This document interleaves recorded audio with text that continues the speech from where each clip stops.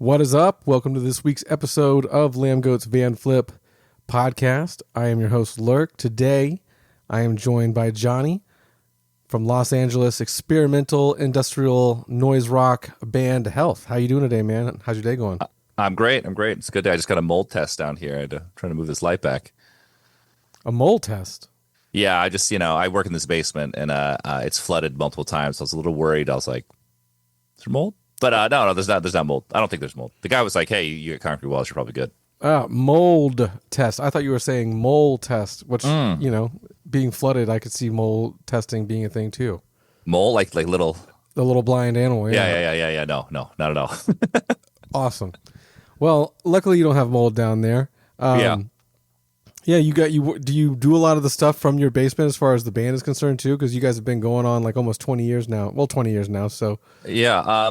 This is like my beat laboratory. But it's also I stream and I game from here. This is my, cave. You can't see it. I got 3 monitors rocking. I got it all down here. So this is sort of if I'm working by myself, this is where I work. How about that?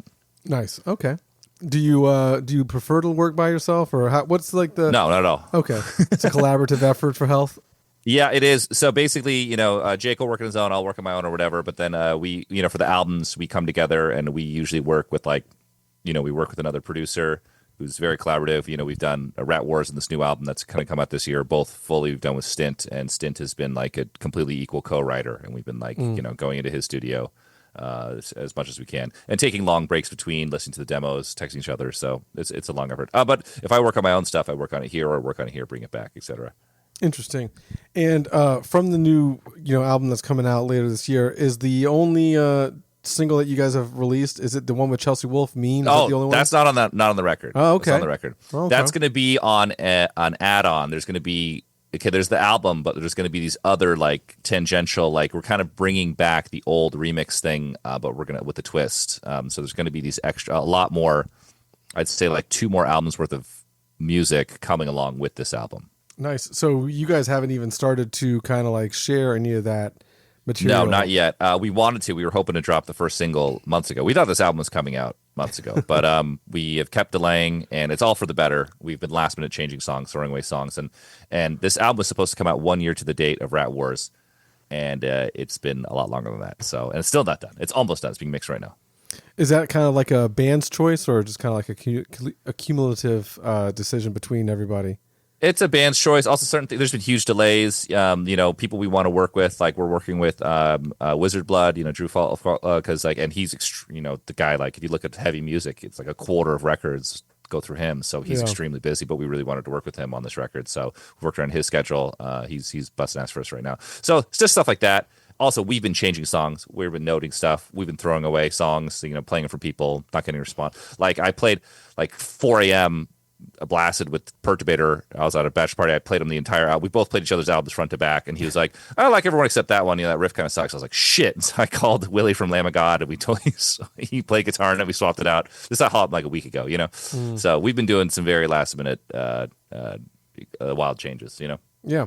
How do you guys get so many notable collaborators that work on your stuff? Because you've done stuff with Lambgoat before, and again we just brought the Chelsea Wolfe song, but you guys seem to have a long list of collaborators. What relationships do you guys have to get that happening? I don't know. We are very, we always had industry goodwill or bands or people always respected us or at least thought we're cool or something. So we were very surprised when we hit up all these people and they're like, oh hell yeah, I'd love to do that. My expectation is everyone's going to say no. And I was extremely surprised when people say yes, and people mostly say yes. So pretty cool. Who has said no? Can you tell? Yeah, sure. Gate Creeper, I really like them. And originally he said yes, and then he's like, nah. I wonder why. I don't know. Chase I don't know. no. I think it's it's really awkward to do. It's very out of comfort zone. You gotta it kind of, we were very hesitant to start doing it first. It kind of violates a lot of your band aesthetic. So if anyone doesn't want to do it, I 100% understand, because we really didn't want to do it. In the beginning, it was when we first started doing it, immediately I was trying to change their stuff. I'm like, no, that's not right. It's got to sound like them. And then we really loosened up. It's really helped our creative process to just loosen up and do the collabs and get them good and not get in the way. And you need to really if someone writes it and it's good, it's great to not note them, not fuck it up, and also don't do the musician thing of being like, well, I got to put my part on there. It's like, no, you're gonna ruin everything. We can't have fucking 10 guitars. We can't have too much shit. It's just like, let it go. You don't need to play on it, or whatever. It does. You just do. Let the song happen. And that's what's so great about these collabs. We find them very fun because there's so many choices removed of stuff that we could obsess about, or like, all right, you got one day of Chelsea Wolf, and then you guys better figure it out. And you're like, all right, Yeah. When did you guys make that conscious decision to start doing the collaborative stuff? I think when we were making there was kind of this moment when we were, a real transitional record for us was Volume 4. And, I think everyone is, we've been in the game long. We're like, what are we going to fucking do? Like, are we going to be out of business? And like, next year, it's this thing. It's like, we need to start doing things. And so, and it kind of came up, like we had done one collaboration with this really experimental artist called No Life, and didn't really react or anything, but like, it was just sort of like, all right, what if we did these, let's do a collaboration, what if, and we started hitting people and we were kind of shocked. They said yes. And then what really kicked in the high gear was COVID happened and everyone's stuck at home and no one knows what to do. And it's kind of this idea. It's like, hey, no one's on tour. I bet they would say yes. And they did. And people were like, oh shit, I'd love to do something. Hell yeah. And that's really, and so then we got so many of these collabs, people liked them so much. We're like, well, we kind of, our remix albums, the last remix album wasn't really received very well. We were kind of giving up on them. They're like, well, what if we just made these in place of the remix albums? We could do collab albums, and this will become the new disco. Because we used to go remix albums, disco 1, disco 2, disco 3. So disco 4 will be these collaborations, and people like that. So we're going to follow that after this album. We're going to have a disco 5 for sure. Interesting. And I'd like to go back to kind of like the early days, the Guitar Center days, the flagship Guitar Center days when the band's forming. And like, I want to know, like, what was the initial draw to starting this project and like the route that it went with it being experimental noise rock and industrial type, vibes. Like, walk me through the beginning of like Health. So very beginning of Health is, I had moved to LA. So I was really I'm from San Diego. So I was super, the bands that made me want to make a band were like, I saw Oops the Tour, which was The Locust, Lightning Bolt, Airborne Radar, the Blood Brothers, and Harkonnen all at one show at the Teen Center next to my house. This is how old I am. I worked at the fucking Blockbuster Video at the time. I actually left that show and then went to do an overnight stock at Blockbuster Video, and I was late and I was covered in sweat because I was in the pit, and I put my Blockbuster thing on, and the lady's like, and I was like, I lied. I overslept. I ran here, and she's like, oh, thank Christ. She's like, everyone quits when they get this gig. You're great. Thank you. You're wonderful. Let's just do the stock. So that show. I was like, I was obsessed with music, but I was like, music sucks now. I can never make a good band. What's the point? Music's over. And then I saw that show, and I'm like, I want to make a band now. I want to make a band like this. So when I moved to LA, I'd already been going up to LA to go to the Smell, and we'd been going to shows at the Che Cafe in San Diego. I went to LA, went to this broke ass film school, fly by night. This was like a 1 year. And then after that, I was working in television, really shitty. And then I also worked at Guitar Center, and because I needed a job. And also, I was using it to buy gear. So I would just keep amassing gear while I was at Guitar Center. And then also, like, people would come in with the used stuff, and I'd be like, meet me in the parking lot. I'll buy it off you. So like, I got a fucking Rickenbacker bass, 1981 for like fucking $250. I got this mountain of gear for nothing. And then it was sweet. So, but then I was there, and Jake worked there, the singer. Jake came in, he only worked there for like a few months, and he just hated it, and he just was terrible there. But I was playing music on the stereo. I think I was playing like the Chinese Stars, which is like an Airborne Radar ripoff. And Jake kind of came up to him. He's like, hey, you're the only guy here who's not a douchebag. Would you want to be in a band? And I was like, yeah. He's like, you play bass, right? I was like, yeah. And he's like, well, shit, come meet me. This other guy, they had just gotten out of college. They were trying to make a band, but they didn't really know what they wanted to do. And they were kind of playing this like two guitar kind of metal thing. And I was like, all right, guys, I really like you guys. And I could tell that we would be a good band. But like, if I want to play this shit that's like either like at the Smell or coming out of New York, I like X Models, Liars, showing them like, if you're into that, I want to be in a band with you guys. And they're like, okay, let's do it. And then we kind of started Health from scratch from that point. And we started a little more of the time, a little more like abrasive dance punk, and we got rid of that and started going more and more, very quickly actually, experimental. And we went on tour within 3 months of forming, DIY tour of the West Coast, in basements and hardcore basements and stuff. How was that first foray into the world for Health, like after being just because you haven't been a band that long, so like how was it getting in the van with the guys? We had a 9-minute set. We drove in 2 cars. just rammed with gear, and we played one of the first shows was San Diego, and we opened for Matt and Kim in a living room, and it was fucking rammed, and then we got paid $40, and I remember being like, "Whoa, we got $40!" And I'm like, "We fucking made it, dude! They paid us."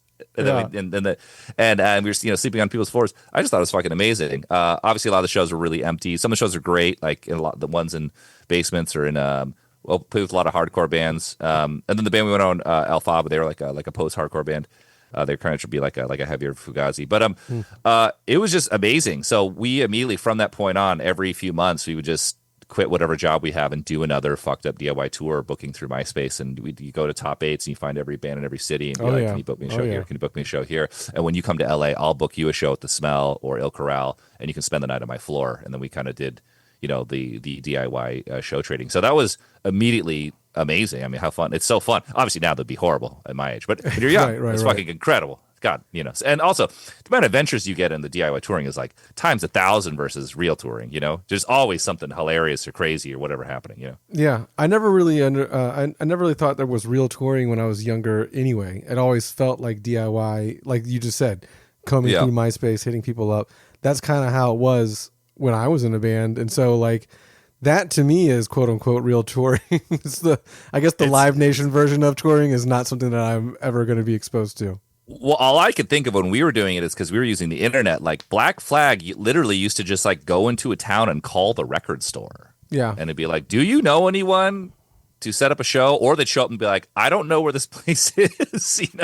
Yeah. It's really fucking crazy thinking of like all the old bands, I mean, I think about the American Underground, I think about at the time it's like, I'm thinking of like 2004, right? Is when like my band was on tour in that time. But this is also right before like TomTom and GPS was like a known thing. So like it was a lot of like the showing up at the town and like going to a Kinko's and trying to get on like MapQuest or call somebody. Dude, we used to print out the MapQuest before we left. Yeah. And then we'd be like, it was fucking hilarious. It was analog GPS back in the day. You could rotate that's easier than a fucking Thomas guide, though. I'll tell you that. Yeah. Sorry, we're getting real old. For any listeners here, we're getting real old school. Yeah, well, it's not even real old school. We were just talking about Black Flag touring, and all of a sudden, we had to get on the internet to look up directions. But other than that, yeah. Today, it's all in the palm of your hand, though. With the phone and everything. It is. I guess the phone is kind of brutal because everyone in every band at all times is just like on their phone, and that sucks. But the promotion of this band is such fun. I'm the most on my phone guy ever. It's awful. Yeah. What's your screen time looking like these days? Do you know? It's like 8.5 hours a day or more. I'm constantly doing all the social stuff for the band, so it's like this constant obsession. Do you enjoy doing that kind of thing, or is it just kind of like a part of the job? I don't think it's good for you, though. I think it's terrible for your brain. But I do enjoy. I'm always.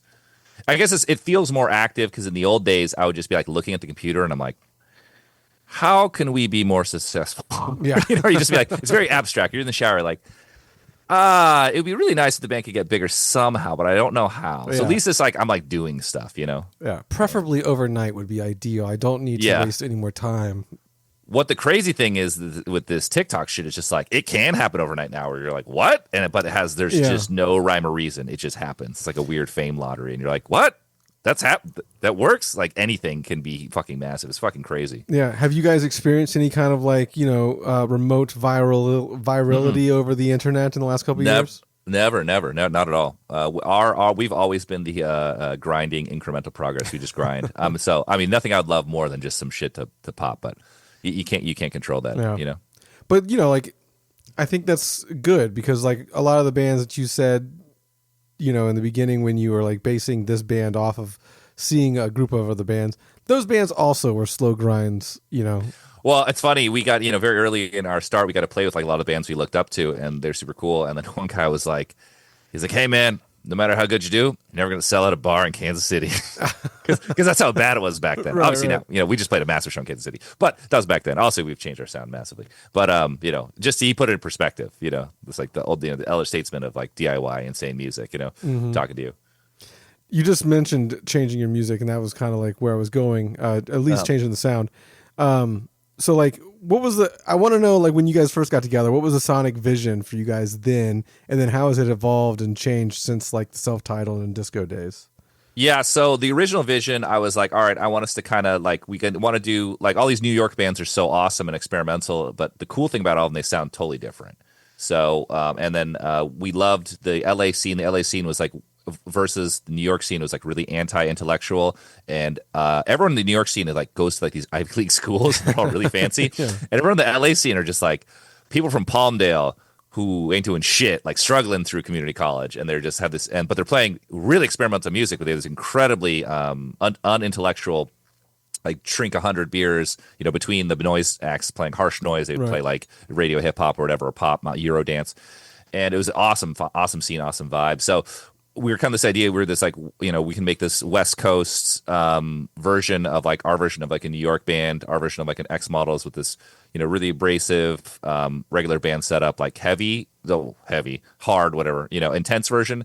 But with, Jake can't, he has this really soft vocal that kind of sounds like a girl that he just like, it's just, that's all, he has this really, this limited voice. It's like, all right, well, that will be really different. We're going to have this like melodic vocal over this really like harsh noise, New York noise kind of ish sound, our version of it that's like West Coast. So that plus we had all these aspirations that don't even come through the music because we were so insane at the time.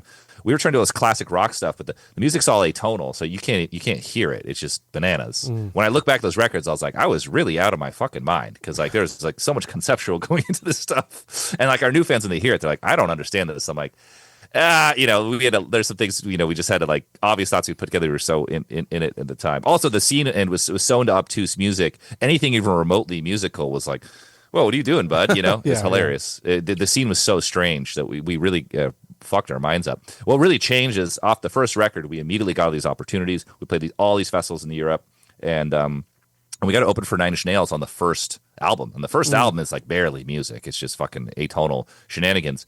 And we were playing in a hockey arena, and everyone's like, fuck you. And I'm like, oh, this means because we were used to just destroying every DIY space and killing in these basements and killing at the smell, and everyone's just showering us praise. And I'm like, this shit sucks in an arena. Like, this is doing nothing for anyone here. This does not translate. And I thought of that David Byrne shit. I fucking think I watched his TED Talk around that time. David Byrne, he wrote that book about the music is written for where it's going to be heard. So he's like, Foreigner, mid-tempo songs, arena rock, big choruses, people fucking get it. It's like, CBGBs, there's a shitty PA, everyone's playing this like kind of fast music to get across there. And so we were the same thing. We were writing music to dominate these DIY spaces that are tiny. We play on the floor with no amplification. And that really, we're like, it's not going to work on a bigger stage.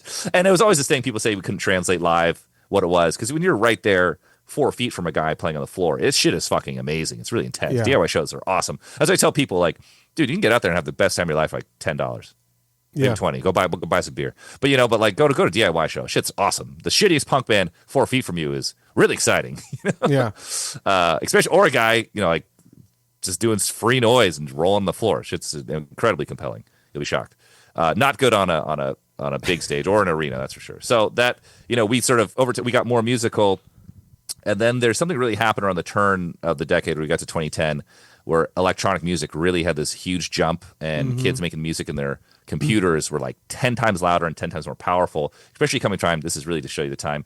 In the late 2000s, all hipsters, no one had a fucking stereo. Everyone just had you just had a Mac laptop that couldn't get loud at all. You could barely hear the music, and you'd be like this, and so this music could actually sound okay through these shitty ass MacBook speakers, and started to dominate. And we're just like, hey, we could also see like people we were coming up with, things just really dying. This happens in music all the time. Things are changing, and we're like, seeing like an extinction event. We're like, well, we need, we always idea was to be very current or do something very interesting. So we're like, it's like we want to like change. We got to like we need to embrace this in our own way without like making EDM that has nothing to do with us, but like we need to like take this into we need to make a new sound. And like that was extremely long trying process of all these things that don't work, anyone you want to work with, all these square peg round holes, and what it ended up being is this weird heavy odd synth pop, which is us trying to do this very synthetic heavy music, because my dream was to have this really synthetic like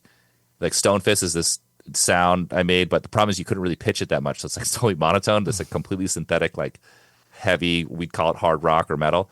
And it was just and it was cool, and it had its weight, but it was sort of like who is this record for? Like who the people that aren't fully getting this. And we had another thing where we're kind of like, well, we survived, and then we kind of kept changing the sound, and then there was this idea. It's like, the people who really come to our shows who are the most passionate are people who are wearing Tool t-shirts and shit.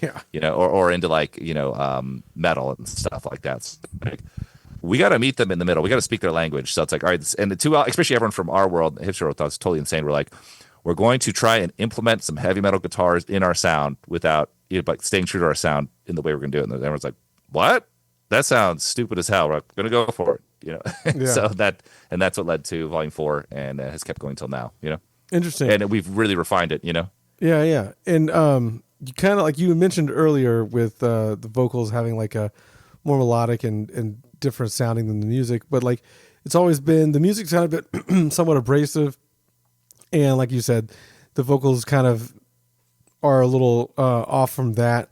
How intentional is the balance between like all those elements together as the band? We just work. We're so like in certain ways like limited by our own taste and choice of what we want to do. It really creates its own thing, and more we've just been adding more stuff and like deciding to bring this influence in and add it to this vocabulary. The example I get, this is not to sound too highfalutin, but I love the game Dark Souls. I love these FromSoft games. Okay, yeah. And these games are so awesome and original with their weird ass approach. The more regular video game shit they add, the more people just love it. So it's like, you have this Dark Souls, this punishing thing that turns off most people. And then it's like, well, Sekiro, it's like, what if you had a grappling hook like in a regular video game? It's like, oh, wow, that's really nice. It's like, all right, what if you had a little cutscene telling you what to do? It's like, whoa, that's really nice. Elden Ring, it's like, all right, let's just attach it to Zelda. Like, holy shit, this is the biggest game in the world. And more and more like Night Rain. I'm playing it right now. I fucking love it. Just throw some Fortnite bullshit in Elden Ring. What happens? Oh, it's incredible. You start with this great, weird, esoteric foundation. As long as you stay true to it, you can start taking these stranger influences, and that can actually end up being something commercial and unique and cool. So obviously, those are the greatest games ever. I don't want to build this up too much, but that's kind of how I think about it. We have the health idea, aesthetic concepts that we are, always trying to stay true to as much as possible, and then we're kind of adding other commercial ideas or other ideas from other, more pop and genres of music, or we're seeing what's going on in heavy music now, like this new album. We're attempting some sort of breakdown material. Obviously, we can't really do breakdowns. That's not really, but we got some breakdown-ish. We're staying true to ourselves. We're not going to just cut and paste some shit on there, but we've got that on here. We are taking influences from, we're always listening to new stuff and taking influence. So we are playing all these big festivals, metal festivals, places we never thought we'd be and never thought we'd go over well. It's like we are riding some firepower for these sort of places too. So cool. Yeah, I was going to ask. It's always in motion, just like the ocean, Yeah. I was going to ask if you're doing the David Lynch thing of writing for your specific audience, and it sounds like because you are doing more festival type stuff, you're writing some kind of like, things that'll appease the metal crowd at those festivals.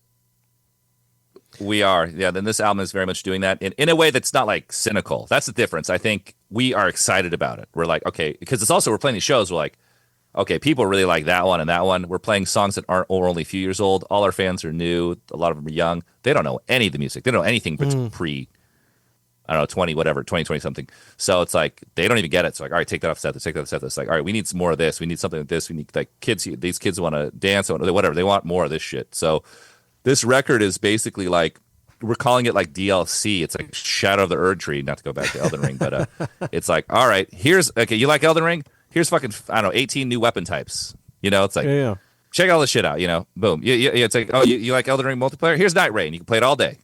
That's what I did all day yesterday, actually. Just that's kind of the idea. So like giving us the firepower for these plays. Like we just played Knotfest, and I'm like, fuck, I wish we had these new songs, Yeah. This is what it's for, I'm trying to not talk about Elden Ring, because I could talk about Elden Ring with you. I got super into it. Are you playing Night Rain right now? No, I still haven't done the DLC either for the Erd Tree, the Shadow of the Erd Tree. Oh man, that DLC is so insane. I'm just like, guys, calm down. But they have to do it that way. It's for the hardcore. It's like, it's just absurd. Yeah. It's fucking absurd. I spent like a good 160 hours on the first playthrough of Elden Ring, and I was like years late. Yeah. I picked it up last year and then just got Better into late it. than never. Yeah.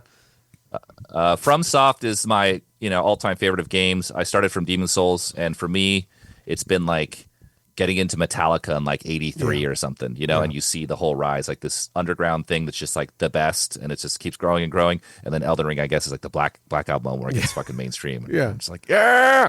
And let's see if they can, let's see how they'll do their 90s. Yeah, I Let's didn't. see how From Some goes. I haven't played any other Dark Souls or like Sekiro or anything like. I haven't played any other Yeah. game from the company, but I definitely got super into the Elden Ring. But I mean, it was also frustrating because I'd go weeks without playing it because you get stuck on a spot, and then I just get like so over it, like battling certain bosses for weeks on end. Yeah, I mean that's what's nice about Elden Ring though is you can. This is the genius move that made it accessible. If you hit that boss, you can just go run around and do other shit. Yeah. In the old games, you just hit that boss and you have to beat it. So you're just like hitting your head against the wall for the next like 4 days or something. I mean, that's what it felt like when I'm trying to do these bosses. Like, you know what I mean? Like, I would just be like, I'm going to get that motherfucker. And then, like, I just, That's the magic of these games. But yeah, but also Elden Ring is so much less oppressive. The old games don't even have music. It's just some guy moaning in the background for like 8 hours. Like, I played that because I didn't know strategy guys ever. I've had to with this one, which is annoying. But Dark Souls 1, like, I remember I was in Undead Burg for like 10 straight hours. Just like the same loop. Until I can find this fucking Estus flask. Just crack me up. I don't know if you can see behind me. That's I have a foam Rivers of Blood from Elden Ring. I've got like a bunch of foam Elden Ring swords. I got a Moonlight Greatsword upstairs somewhere. Whatever. For LARPing or just for hanging out? So I went to the Ren Fair, and they had this like battle royale area where they had foam swords you could rent and you could fight your friends, and it was so much fun. I was like, bro, we could just get a 6-pack and just go to like we don't have to LARP, we'll just fight. And it's like they had really good rules, these Monty Python rules of how you die, incredibly stimulating. So I'm like, I'm buying these foam swords tomorrow. And then I found out Elden Ring's foam swords are the cheapest there is. So and I'm like, how cool is it? So I have all the boss swords you can buy. Yeah. How nerdy do you get into the Elden? Like, I don't want to get into your build or anything like that, but like, obviously, there's so many weapons and so many attributes and so many different things that you can do with like Elden Ring. I kind of explain it to people like it's like GT7, Gran Turismo 7 with the cars, how you can like spec and do anything you can with a car, but it's for your person, like your character in the game. I actually don't get that nerdy. I hate like just crunching the spreadsheet, so I just play every game kind of the same. I just get I get a great sword, and I just go like full melee, almost no magic. And every Souls game played the exact same way, and I just level up when I need to. I built my own sword. I played the entire game with just the regular greatsword you get from just the asshole walking around, the Godric soldier, and I just put the bloody slash on that, and I use that for like 80% of the entire game. And then I got the Bloodhound Gang, so I used those two, and then only at the very end did I like look up Fextra Life and like make a build. But however, for the Shadow of the Erd Tree, that shit was so insane. I had to go onto Fextra Life and be like, all right, give me the fucking build. Like, I'm never gonna survive this. Yeah, that shit was. It's too hard. Here's the thing. I don't love difficult games. I think the magic of these games is that it's difficult to give you a reason. There's a reason to level up. There's a meaning. If you do Skyrim or any of this shit, it doesn't matter. Nothing matters. You're just jerking yourself off. You're playing dolls. You're like building a house, collecting junk. Souls gives you meaning. That's what's so great about it. It definitely felt like you were fucking trudging through a very in-depth book the entire time, just trying to like grind it out. And one of the things I thought was quite surprising as someone who was coming into it blind was like the lack of just everything it was telling you. It didn't tell you anything. Yeah, it's crazy. Elden Ring tells you so much more than the other Souls games. Does it really? Because I felt like I was like, what are we doing? The original ones were so fucking esoteric. I mean, hey, they still are. It's a weird virtue of the. I mean, they're artists. I mean, it's magical. It's a great. Few things a video game am I as passionate about as FromSoft. Miyazaki. Fuck, I was wearing a Miyazaki t-shirt the other day.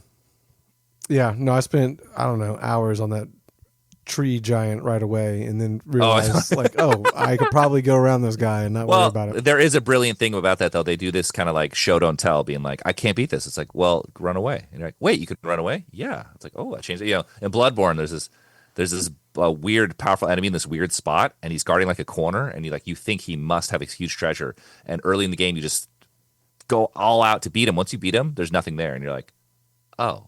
Like, it just taught you everything without saying anything. That's brilliant. Like in movies, show, don't tell. Have a character do, usual suspects at the end. They don't tell you he's who he is. You see his dragging foot turn into a run. Oh, shit. Original thought in your own head. That's 10 times more powerful. Yeah. Last Elden Ring question. What was your favorite boss fight, if you can remember it? Well, I thought Millennia was pretty absurd. I think my favorite boss fights aren't actually the hardest ones. I thought Radon was actually my favorite because the Radon won because the epicness and running. But I played it after it had been nerfed, so I think it was a little bit too easy. If it was just a little bit harder, but apparently the first one was way too hard. However, that was just pure excitement. I loved the summoning all the dudes and running up the big epic thing. That was one of the coolest things they've done. You know? I did the whole thing where I like stayed back, let them just handle most of it until the end. Oh, then go get him. Yeah. Although I think it was quite funny watching him ride around, and like it took me forever, and I don't know how many times I fought him until I realized he's like sitting on the back of like a small 4-legged horse thing. He's huge. Like, the horse all little. Yeah. Yeah. There's a humor in those games that also is amazing. The design is so cool. I love I thought it was like the most original thing in the world. It is, but it's hugely taken from Berserk. And when you see Berserk, you're like, oh shit, it's Dark Souls. Like, it's like it's this awesome aesthetic of this Japanese look at Western fantasy. That's all cool and it's very Italian. It's all like late Middle Ages Italian stuff and everything else. It's like a grab bag. But which is also really cool. This led me on a journey. There's this movie I saw that I recommend to people that no one's ever seen. It's Paul Verhoeven's first American film. It's called Flesh and Blood, Flesh plus Blood. And the guy who wrote Berserk and George R. R. Martin saw this movie in theaters and started writing their stuff. And it is late Middle Ages Italy, and and this main character inspired Guts, but it has this gnarly tone that inspired Berserk, and then Berserk inspires Dark Souls. Interesting. Since we're kind of on this topic of like outside music, what is Johnny's typical day like, and what does he do to like unplug? Unplug? I mean, I'm not too plugged. I get up early, check the phone a lot. I drink green tea. I put NMN and lemon in it. I go to the gym. I didn't go to the gym today. This is a new thing for me. I didn't go to the gym before. This is a new thing. I get on the computer. I talk to everyone on Discord. Possibly work on music, depending. Not always. Most of the time, no. Right now, Night Rain is in my life, so I've been sneaking down here to play. I think I've already put like 20, 30 hours into Night Rain extremely quickly. I don't know how like I would feel about that's the Fortnite version of Elden Ring, and like it's just the weird. It seems wrong. Weird. It seems wrong, but this is what I love about the FromSoft. Okay, all right. So like the Coen Brothers, right? The Coen Brothers make Fargo, arguably a perfect movie. I think a perfect movie, one of the greatest films ever made. What is their follow-up? Do you remember? No. Was it something about marrying? No, The Big Lebowski.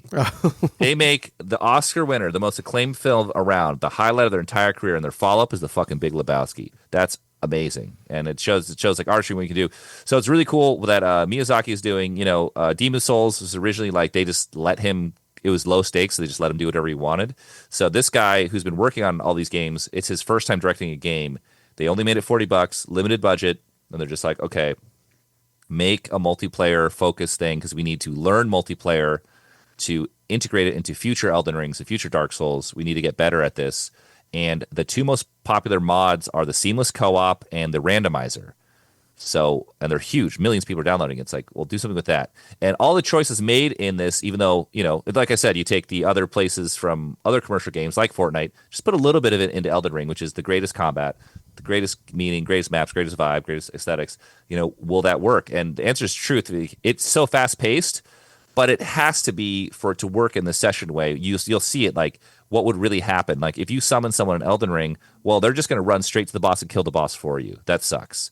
Everything in this game, the combat is so tuned that it works with 3 people going full speed, rushing, and then the boss has so much HP, it takes all 3 of you to fight it, and it's attuned. But what they didn't change is in the AI of Elden Ring, or all the Souls games, the boss can only target one person at a time, which people saw as a fault. It's actually awesome that it works this way, and they even they'll show who's targeted. So it's like one guy's aggro the boss, the other 2 guys can do this in the strategy. Night Rain is incredibly compelling, incredibly fun, and it's very popular. So they can expand this concept. They're getting better at servers. They need to get crossplay, and the next Elden Ring is going to have these slower, cooler, more measured, multiplayer things. But like, there's all these tweaks they've done. Like when you critical hit an enemy in Elden Ring, the enemy is vulnerable other than the critical hit damage, and it does like this massive amount.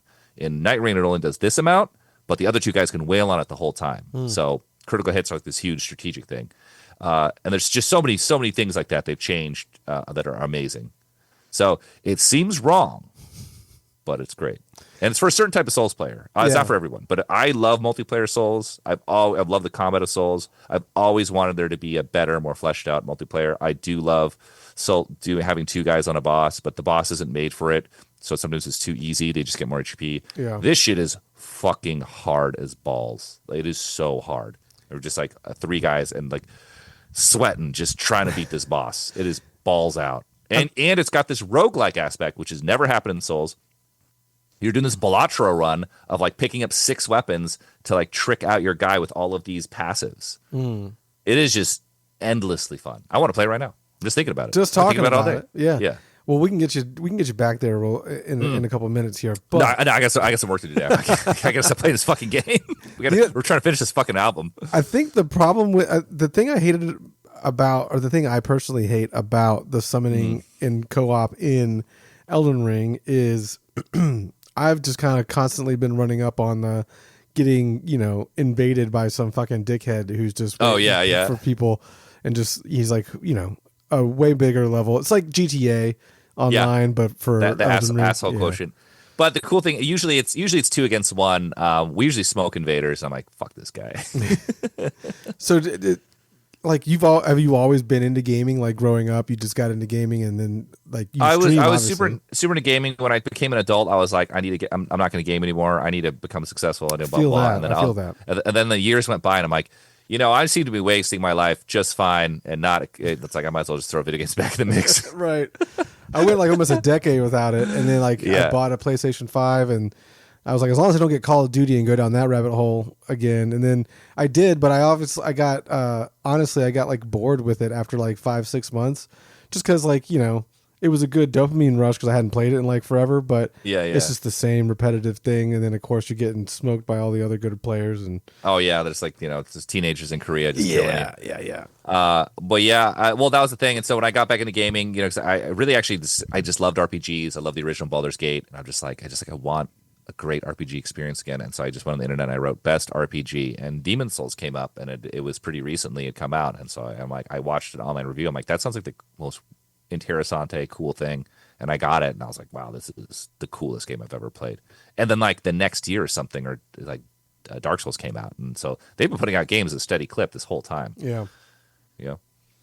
Yeah. So how did you, what made you get into streaming?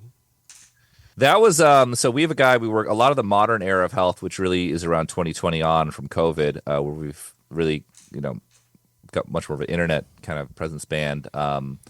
Joe, who really pushed me into all these things, he's his official title is creative director of health, who I work on artwork and all this stuff with. He's like, we should have a Discord, and it's like, I'm like, what? Who the fuck would hang out in Discord about us? He's like, trust me, I think there's people who want to do that.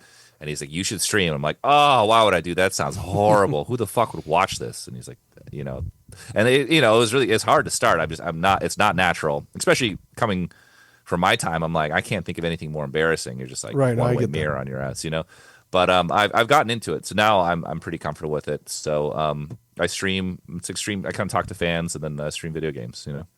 Yeah, I mean, how often per week are you doing that? Do you have a schedule or? I have a schedule Thursday once a week, but when a game comes out, I don't usually just talk to people because that's what people like the most. Right. But like this Night Rain, I'm just like, fuck it. And I was like, streaming tomorrow too, 10 hours. So I think I streamed Night Rain about 10, 11 hours.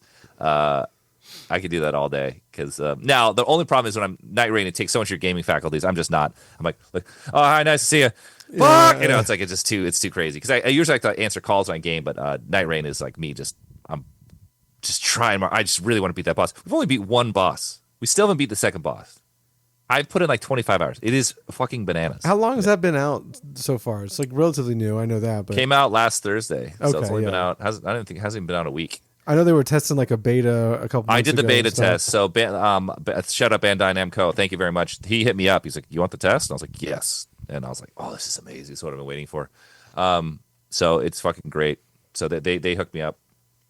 Cool. You were saying 2020 kind of was like a pop moment for health and stuff like that. When it was just like a mindset change where COVID and all this stuff is just like, all right, we're gonna we're locked in. All right, we're gonna do all right, we're gonna do a Discord. We're gonna get online. I'm gonna stream. We're just gonna do all this stuff that I would have never done before, or really really go push the band Right. in like in these other spaces and stuff like that. Yeah, Is that also what you attribute, like the influx of younger, newer fans? absolutely. So many fans come to the shows now like have never been to a show before. Yeah. So that means they're finding out only through weird online stuff, or this is a really common thing. It's like, hey, this is my first show, and they have all these weird questions like. It's like, are you performing music? What does this mean? I'm like, yeah, it's a show. You pay a ticket and you go see the band. What the fuck are you talking about? Yeah. Like just really weird stuff like that. There will be music at this band show. Or just, they'll keep asking like 100 questions. Like, we're going to open for like Pierce the Veil in these shows. And they're like, so does this mean you're going to go on stage with them and sing backup? I'm like, no, we're going to perform before them, or the same thing we do at every show. What the fuck are you talking? Who'd even make this distinction? How'd you put this together? How'd you even imagine that? I only go to shows on Roblox, so I don't know. What it's like. They're literally like, I've never been to a show. Yeah. It You know, was funny. We were thinking about ways to break into different, age demographics and groups of people and whatnot. And as a joke, I mentioned Lambgoat should do some Roblox things, and then just kind of get the branding and awareness out there. And it's a big young group of it's people like every around 9-year-old in the country. Right? Yeah. So if cigarette companies can get them young, metal outlets should also get them young, right? Definitely. I mean, we brought my friends' kids. I got them baby metal tickets. They were fucking pumped. Yeah. So we were thinking, like, I was asking ChatGPT, like, hey, what are some ways that Lambgoat could possibly benefit from doing some kind of Roblox thing? And granted, I don't even know what Roblox is. I just know it's like a borderline Minecraft thing. And that's it. Yeah. You can build anything in Roblox. I do love what I love about Lambgoat. I check it every day. Is it takes me back in time to the older internet where you post something and then the comments are just like, "Shut up, you fucking retard!" Yeah, like, or whatever. I mean, that is a long running comment that we get from bands and other people. So like we enjoy that, but also like you have an issue with, or not, you run into the problem of your younger generation not understanding what the older generation does. So we also run into that. Why are they so hostile? It's like, dude, this is how everyone used to be. It's how everything was. This was every single interaction was like this back then, dude. And the internet was nonstop that. I mean, it's cool, and like again, like we will always probably have that kind of feature, but we try to take care of it as much as possible as far as like the really bad things. It's great. It's fun. I do remember, just the hostility of the old internet. It's the only place I see it is on Lambgoat. So I want to say, like, the way I approach the internet and how I react and whatnot is today is greatly based off of Lambgoat 20 years ago. Like I would just be like, in my head, I just reply the same way as you would reply to like a post. On like 2005, which always isn't like the best way to go about it. So you have to, luckily, like there's a split second and we can check yourself and like, or like, oh shit, I can't say that these days. I'm gonna get fucking railroaded for this. Yeah, but I mean, who knows? If anyone, maybe the guy who runs Lambgoat gets a little. I probably don't get any kind of leash on that, but whatever. Mm-hmm. It should be expected, I guess. Right? Yeah. Let's see what we got. A couple more things here. Cool.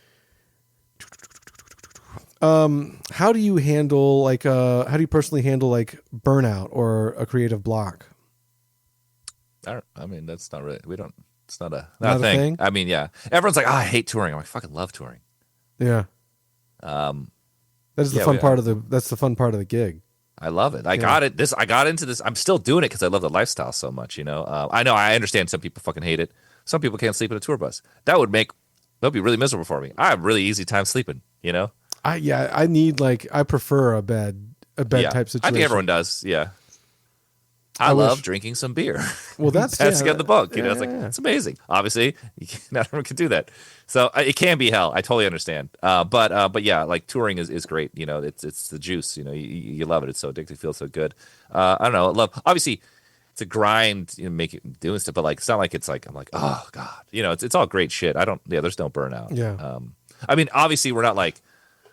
If I was, I don't know, some pops performer and I have to do a fucking dance routine for 3 hours, this is fucking Broadway show when you tour, I would fucking hate touring. But, it's tight as being playing a loud ass band and just run around. I'm not fucking dance, doing like a synchronized dance. Right. You can drink before you do it. Maybe it's great. Maybe how great is it? Maybe we have a small part of the new health show going forward that's choreographed. Not. I don't understand. Bands get big and they add dancers. I'm like, why are you adding dancers? What is a dancer for?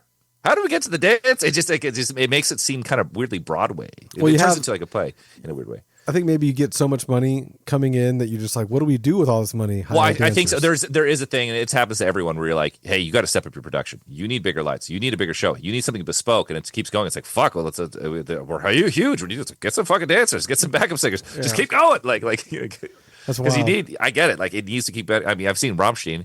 Holy shit, that's as big as it gets. It's a whole production there, yeah, for sure. Like, how much money was that every time you fucking set this whole place on fire? Like, how much gas was that? Yeah, what are the fucking... It's amazing. The reality of that much fire going off, you're like, holy shit.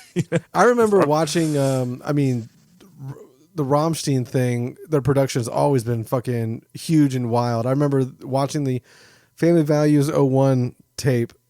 Yeah. And that's where I watched that semi-recently. He's got the whole, strap on and the white water shooting out. That was, low level. It's level. Like, whoa, he's got a dick. Now it's like, holy shit. It's that was 25 years ago. Build it. Yeah. 25 years ago, they're still going crazy like that. Speaking with, crazy metal bands and stuff like that and touring, what is the different, and what do you prefer?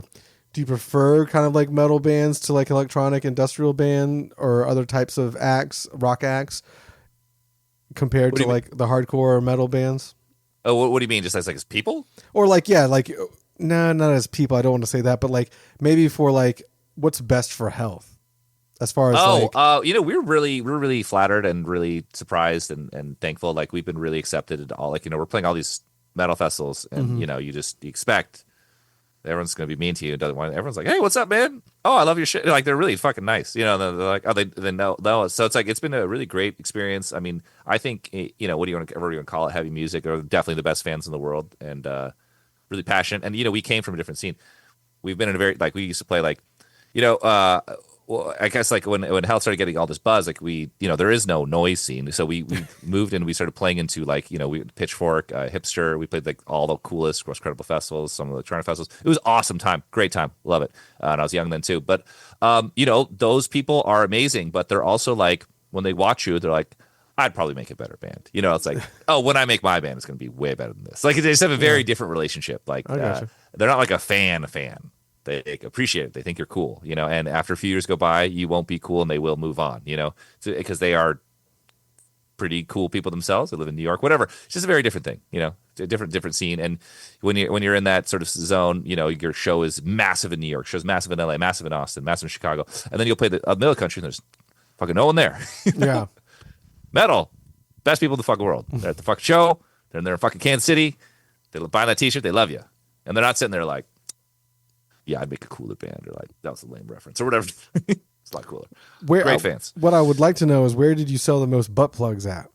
Dude, these butt plugs flying off the shelves, man. Everyone's been selling them. Guys in battle jackets are like, can I get that butt plug? Or a guy full just patches, battle jacket spikes. He's just like, hey man, you should sell thigh highs. I'm like, really? Okay. So people got some secret lives. Right. We did play. We headlined a goth convention in New Jersey, and we fucking tore through those. Blasted through butt plugs all day. Wow.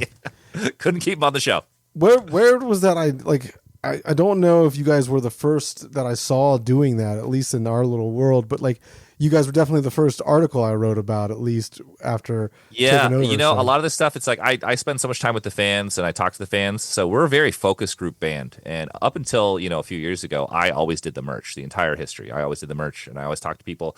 So I kind of focus group everything, and it influences a lot of our decisions. And so with the fans, it's sort of I bet they'd like butt plugs, and it's so we put it as an April Fool's joke. So much response. No one gets this joke. And they're like, well, fuck, we better make butt plugs. It's all right, these are gonna go. We're gonna sell a few. Novelty's gonna wear off. People just nonstop. People want these fucking butt plugs. So it's a staple now. That's crazy. That's wild. I mean, and since then I've seen other, bands like War has some kind of weird alien dildo thing, and so I don't know if there's no way we were the first. I remember Rammstein sold dildos of their dicks. Apparently they were fake. They weren't their actual dicks, but I'm sure there's definitely some sex toy stuff here and there. What's great is, the butt plug is a great piece of merch. Now, I hate going through the airport. I got 100 because I make them in America. I got 100 metal butt plugs to search my shit, but whatever. Yeah, and what does TSA you know. And he's just like, "What is this?" I'm like, "Butt plugs." He's like, "What?" He's like, I'm in a "Butt plugs for your band butt." and And they're like, sell like, these. "Oh, okay." Yeah. You can always just revert to the Lambgoat article and be like, look, this is legit. We sell Yeah. legitimate Hey, thing. hey, we got press here. This is press. Yeah. Well, But everyone's like, "Oh, are you gonna make dildos?" I'm like, "Oh, let's slow down. We don't need to fucking become a sex toy company. Let's be relax here." You know. That's Also, true. everyone has an asshole. That's Everybody. true. Hey, I think I saw one recently hit the ground at like a hardcore festival in the last month or whatever. One was on the ground. Now, was it like, did it fall out of a pocket or a different kind of pocket? We don't know. I don't know. You know, their flare. It's pretty hard to just fall out of your ass, but who knows? Maybe you got a really loose ass. Yeah. Or they were just getting it in on like a spin kick or something like that, and just too much force just popped it out, you know? Yeah. Who knows? Well, Johnny, I appreciate your time. I know you're a busy guy. I know you want to get into that Elden Ring mindset after you do some music stuff. So I don't know. I got to work today. I'm trying to stay off Elden Ring. This night rain thing is a bad thing to happen to me right now. But I'm definitely going to get on some point or tomorrow. How long do you allow yourself to work before you give yourself a break, or do you just like? Normally I'm not playing video games. It just only when I don't. Most of the year I don't. When something like a FromSoft game comes out, or right now like the Doom the Dark Ages, like something I really want. I'm like, all right, I got to beat this thing. However, I got to be honest, Balatro has really fucked up my life. Oh, yeah. Have you played Balatro at all? I know what it is. I haven't played it. Oh, man. You got to check it out. I recommend everyone. But that's great for tour on an airplane. You just play Balatro on the Steam Deck. I love it. Here's what's great, too. Night Rain is going to be able to be played on the Steam Deck. Okay. You could have 3 buddies with Steam Decks. You could just play that in a fucking hotel room. Be great. Ooh, one last thing before I cut you loose. Yeah. Do you do like Quest VR or PlayStation VR or anything like that? No.